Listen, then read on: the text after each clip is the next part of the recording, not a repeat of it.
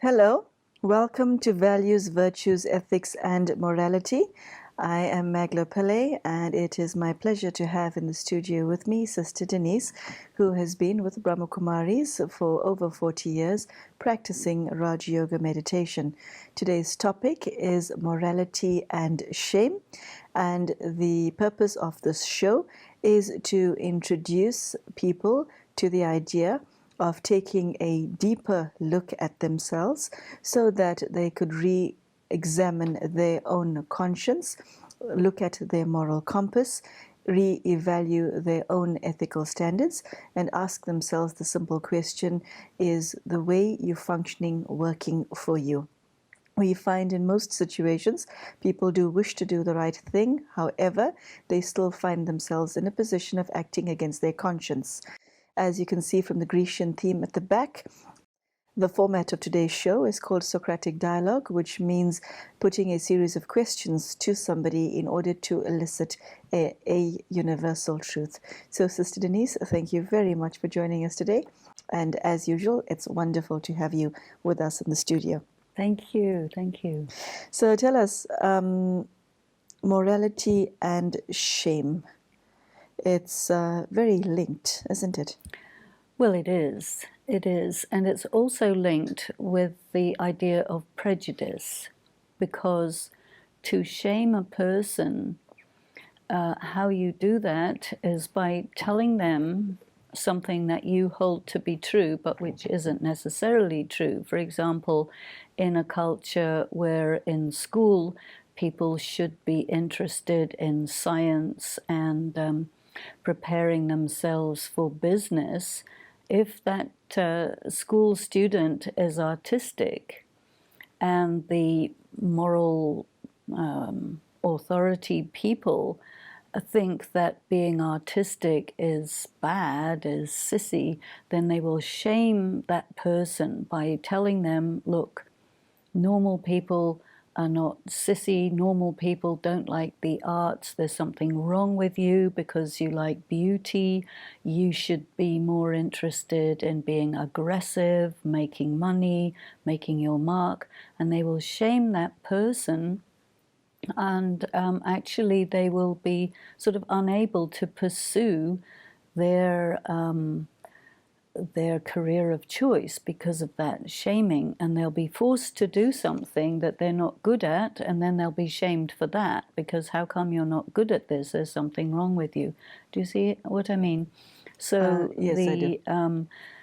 The morality is not determined by criteria that are spiritually valid, let's put it that way, but it's determined by criteria that assume an attitude of conquest, an attitude of aggression, an attitude of taking over everything and everyone, and asserting your superiority over, and anyone who doesn't want to be part of that, there's something wrong with them. The other group of people who get shamed a lot is women, and they will say, well, if you're very attractive, then you're a prostitute, even if she's very young, you see.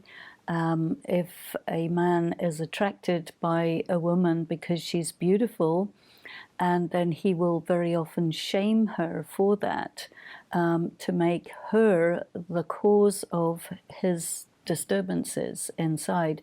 And this is also very much connected with pedophilia. We talked earlier a little bit about the problem of pedophilia. And it's all linked to people trying to blame other people for causing their character defects.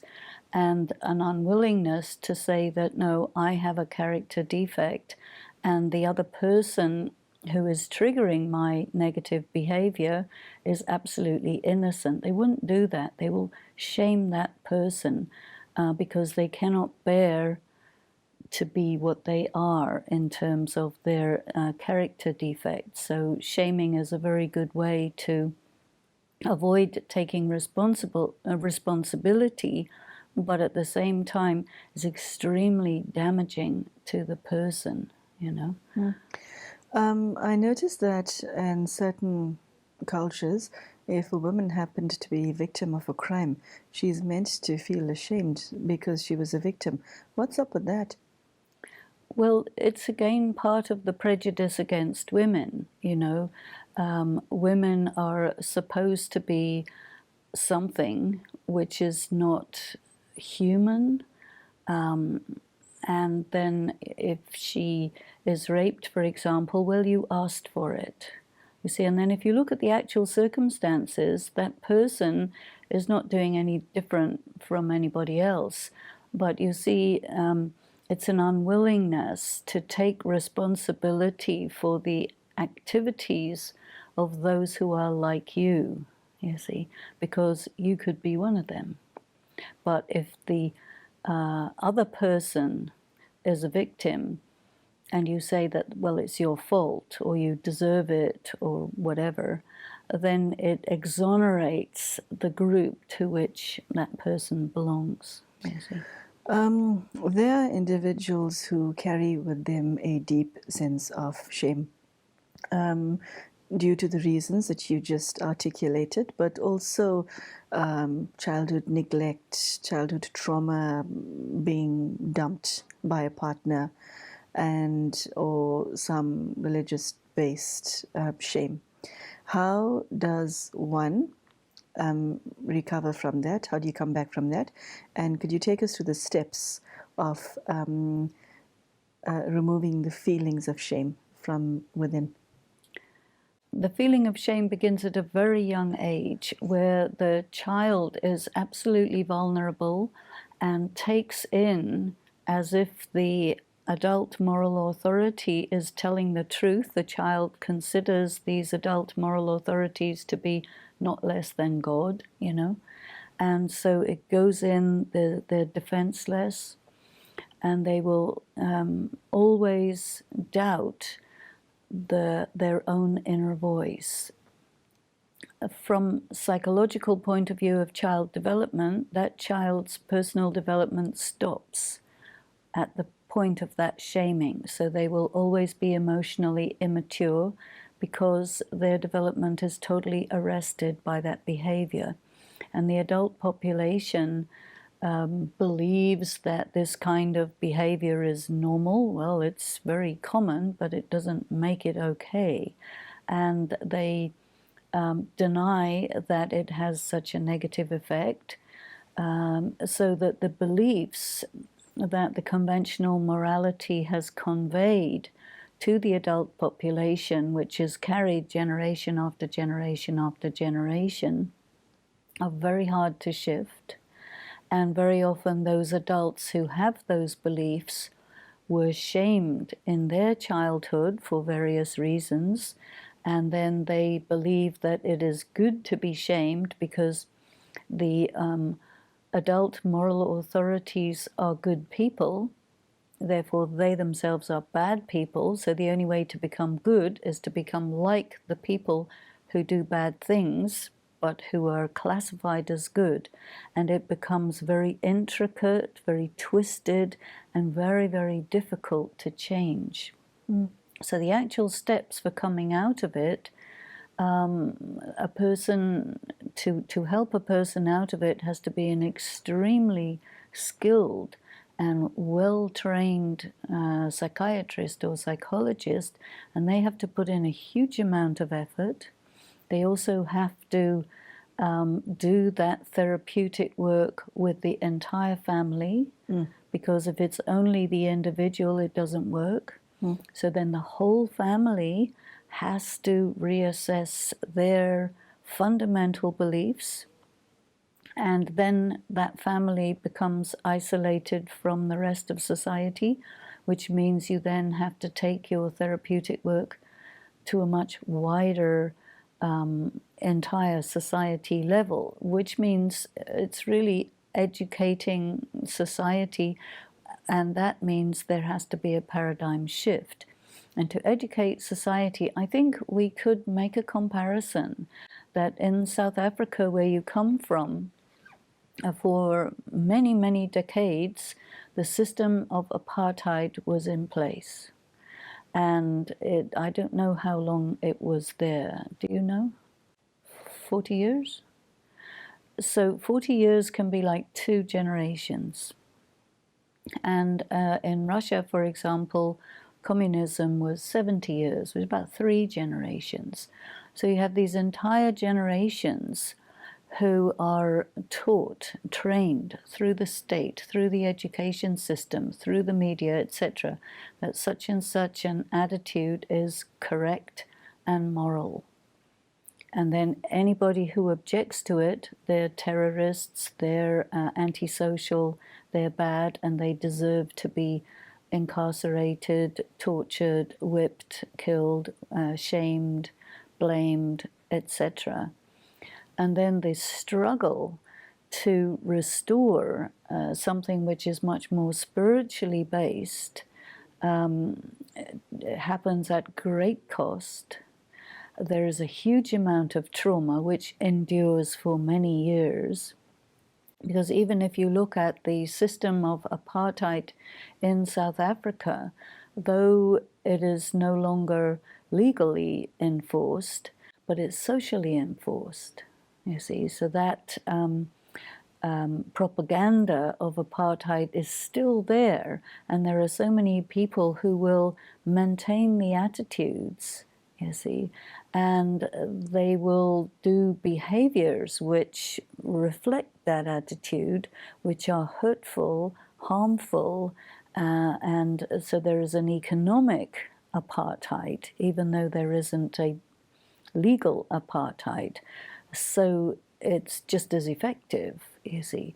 So in order for people to really learn to see themselves as human beings who are all, equal in the eyes of God, and the difference between them is to do with their character, to do with, many, many attributes, but none of which is a reason to put a person down or to shame a person or whatever. Do you see what I'm saying? Yes, I do.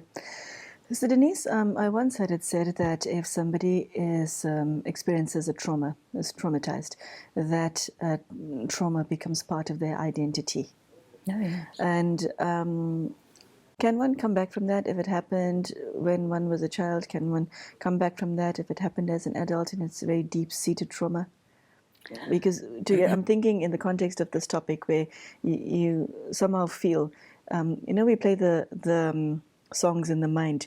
If only that day I didn't take that route to work, where the victim blames himself for what happened, and you carry with yourself that feeling of shame. How does one get out of that pattern?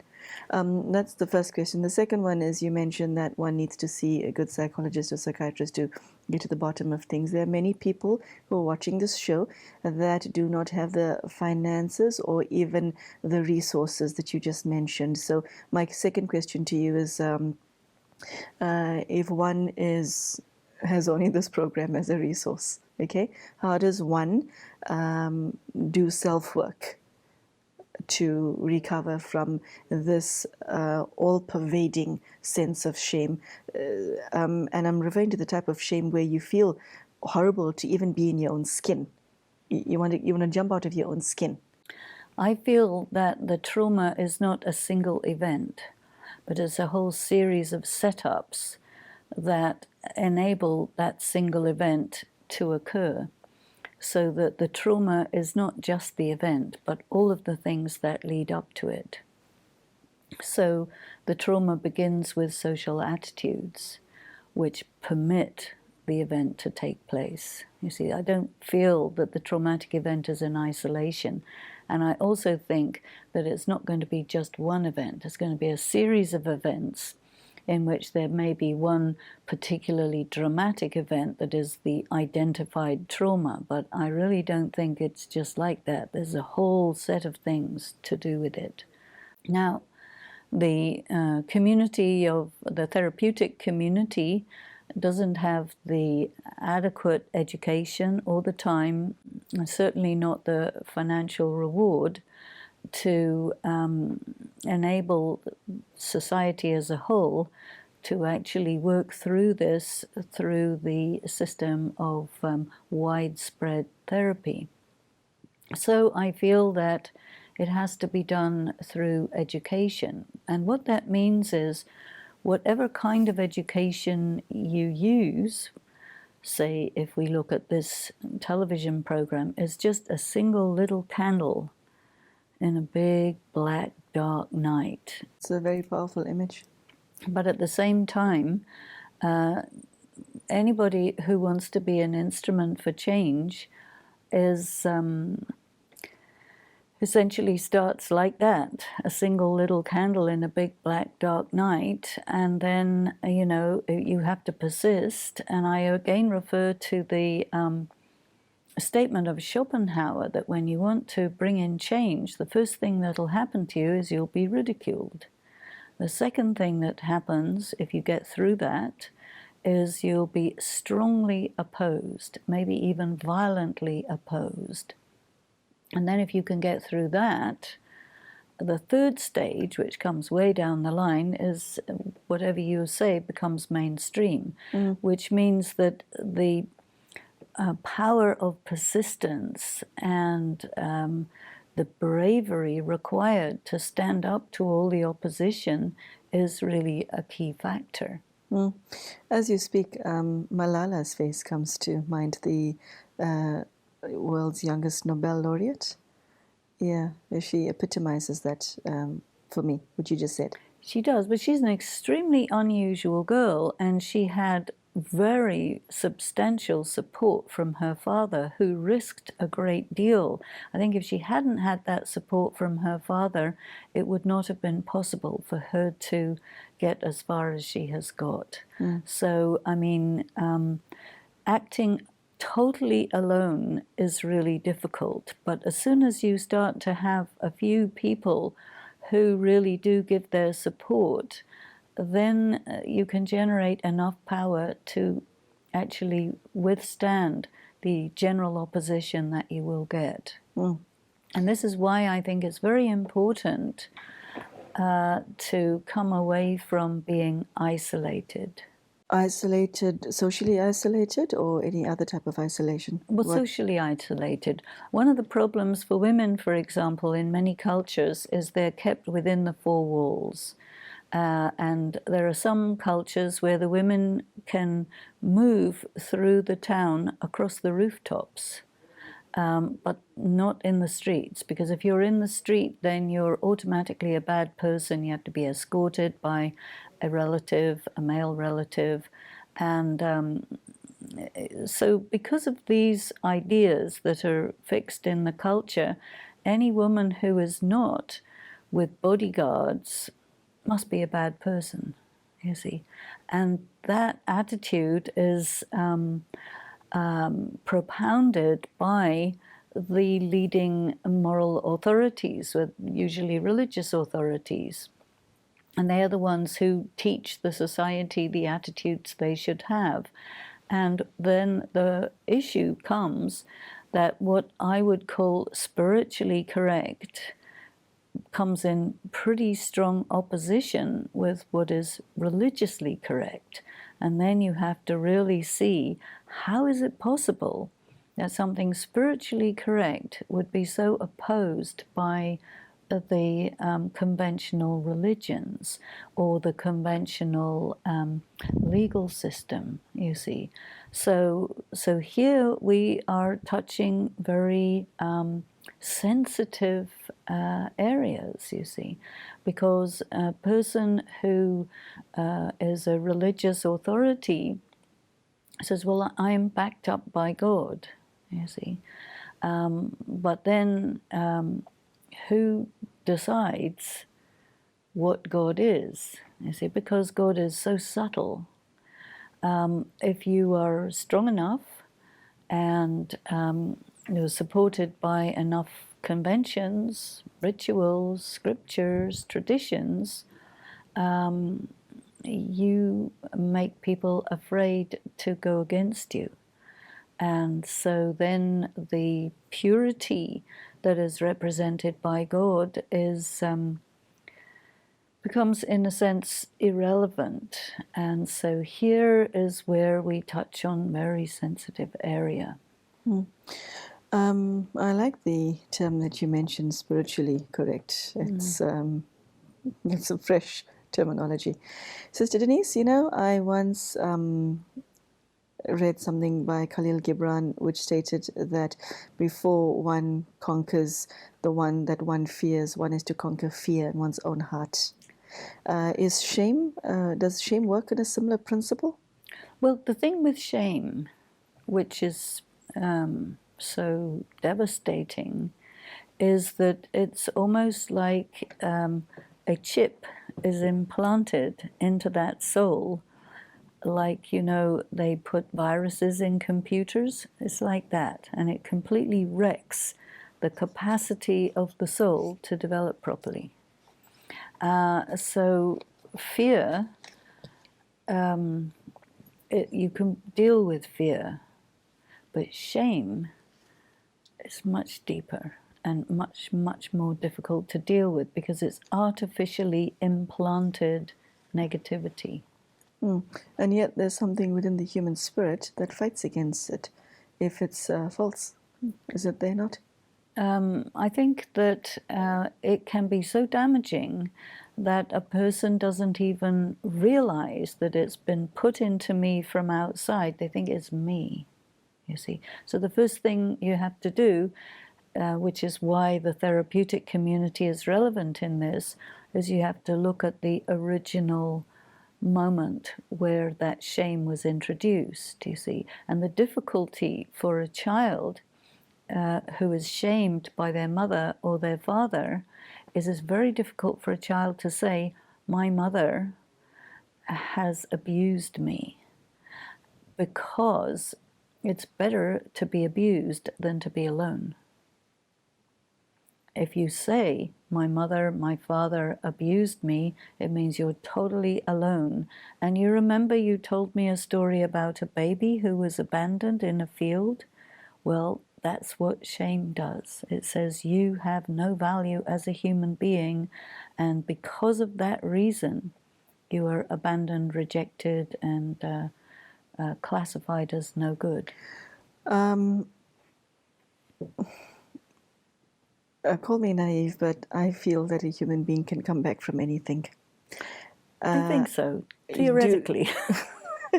If one has enough determination, can one come back from such deep-seated shame? I don't think it's a matter of determination. What is it a matter of then? I think it's a matter of feedback from healthy people in the community. But if you don't have that, Denise, if you don't have that, what do you do then? Because somebody who becomes spiritually aware is often by themselves. Well, if you're spiritually aware and by yourself, that's different from being shamed and by yourself. Okay, the emphasis on somebody's by themselves and is meant to feel shame for something happened to them or a trauma inflicted. My question is, can you come back from it? It depends how young. Okay. I mean, somebody who's sexually abused as a baby, and there are many instances of this, that is pre-verbal. You can't even articulate it to yourself. And usually the being in that baby's body will check out. So there is no conscious capacity to be aware of what has happened. It goes straight to the subconscious and drives the person for the rest of their life, you see. And so to get at that, involves very subtle work, which generally conventional society prevents. They don't want anybody to go there, because if anybody goes there, you know, they might have to face their own negativity, and they don't want to do that. Okay. Because the adult population as a whole is implicated.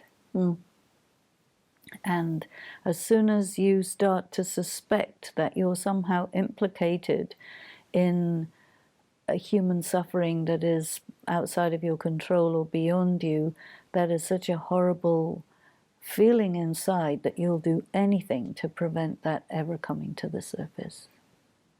This is the difficulty. Now, when we start talking about this, it's very good, because then it starts being articulated, it starts going into the air. You know, people will have flashbacks, they'll have dreams, they'll have, they'll put two and two together, and all of a sudden something will become clear to them.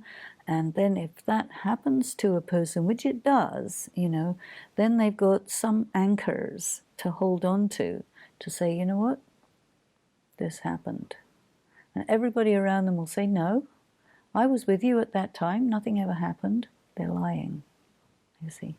So you have to be so sharp to be able to get through this net of lies and denials and so on and so forth, that it takes a very extraordinary person to come out of it. It can be done, but it is an extraordinary thing to do it. But the more you get more extraordinary things of this nature, then it becomes ordinary. And then it becomes possible for others. You know, it's like the first person with a machete who cuts through a path in the jungle. Well, it's easier for everybody else to follow them. But when you're the first one, that takes so much courage, so much inventiveness, so much thinking out of the box. And there are people who do that, and they then open up the way for others. And I do think that this is happening a great deal, and this is why the shifts, the paradigm shifts, are happening. Okay, unfortunately, that is the end of today's show. I hope that you are able to hear Sister Denise's message, that if you're in a position where you are experiencing shame, and shame is different from guilt, it's different from fear, it is a ugly feeling and experience all by itself. If you are experiencing shame, whether you have named it or not, Sister Denise has shared some gems of wisdom, like the fact that shame could be in your subconscious and not necessarily in your conscious mind. So what she was sharing is that one is able to come back from this feeling into a feeling or sensation of not feeling shame, but it requires introspection, it requires work, and if you're fortunate enough, also take the support from people around you. And her message is quite clear. It is possible to come back from it using spiritual values. Okay, Sister Denise, thank you so much for your words of wisdom, and we hope to see you again soon. Thank you and goodbye.